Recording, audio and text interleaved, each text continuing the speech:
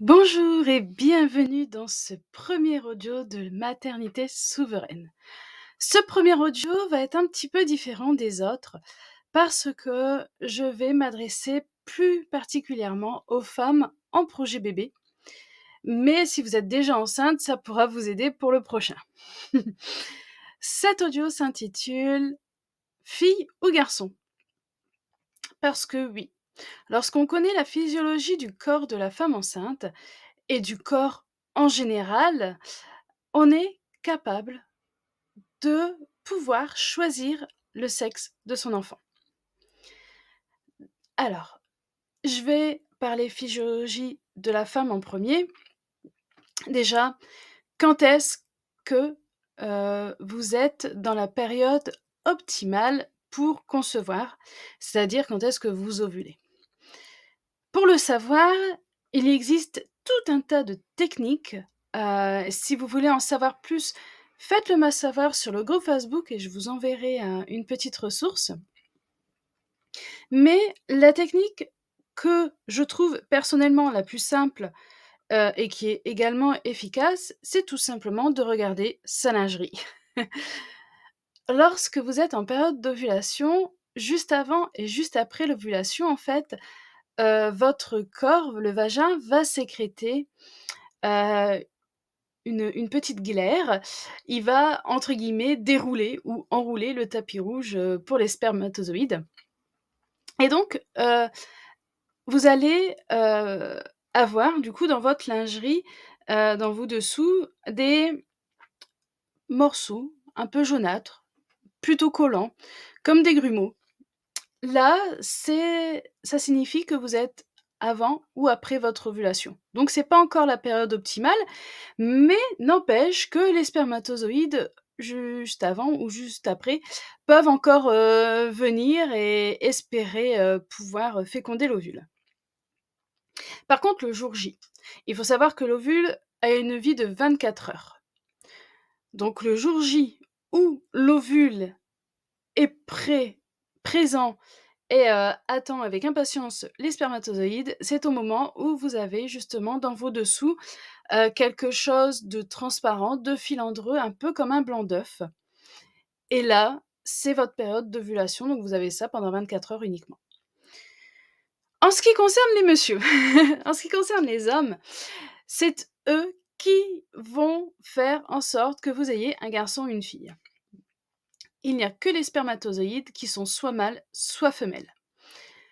Donc, quelle est la différence pour, avoir plutôt une fille ou avoir plutôt un garçon? Alors, ce que je vous explique, ça fonctionne pas à 100 mais je l'ai appliqué et ça a fonctionné sur moi. Il y a des femmes que j'ai accompagnées et qui l'ont appliqué et pour lesquelles ça a fonctionné, donc à vous de voir. En ce qui concerne les hommes, du coup, les spermatozoïdes, eux, ont une durée de vie beaucoup plus longue, que l'ovule. Au niveau du vagin, ils peuvent rester entre 5 et 7 jours et au niveau des testicules, voilà, ils sont là pendant un bon bout de temps, tous les 3 mois, le corps de l'homme renouvelle ses spermatozoïdes. Alors, les spermatozoïdes mâles sont les plus rapides et ceux qui se fatiguent le plus vite. En ce qui concerne du coup les spermatozoïdes femelles, donc elles arrivent après, elles sont un peu plus lentes et du coup sont moins fatiguées. Hem, alors, petit aparté, dans un karyotype, voilà, on va regarder vos chromosomes. Les chromosomes femelles sont le chromosome XX et le chromosome mâle sont le chromosome XY. Voilà, c'était une petite aparté comme ça pour le savoir. Et du coup, comment faire pour avoir plutôt un garçon? Dans ce cas-là, comme je vous l'ai dit, les spermatozoïdes mâles sont les plus rapides et ceux qui se fatiguent le plus vite. Du coup, si vous souhaitez avoir un garçon, ce qu'il va falloir, c'est que, vous ayez des rapports, hem, de façon distant.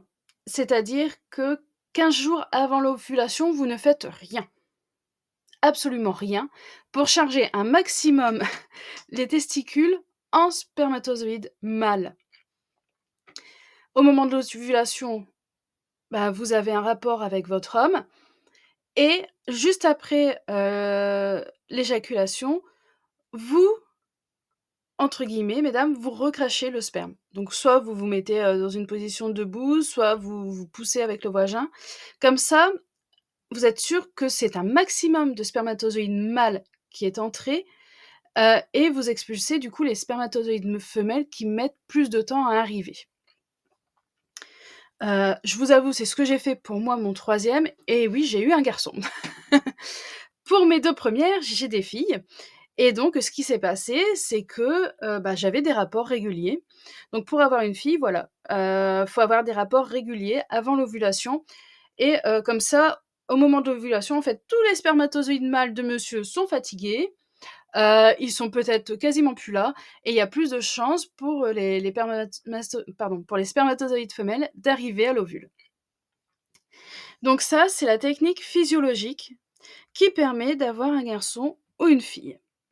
L'alimentation et cetera et toutes les autres techniques qui existent, peut-être que ça aide, peut-être pas, mais ça, c'est vraiment le moyen le plus efficace, en fait. Et du coup, quand, vous, avez, voilà, reçu le sperme, dans le vagin, vous le gardez un maximum aussi, justement pour que les spermatozoïdes femelles, ben, comme elles sont plus longues à arriver, restent le plus longtemps possible et puissent, féconder, l'ovule correctement. Voilà pour ce premier audio qui est disponible du coup aussi sur ma chaîne YouTube. Ça vous permet aussi de découvrir mon univers et mon expertise. Le prochain audio sera un peu plus spécifique. Je vous souhaite en attendant une agréable journée et à bientôt!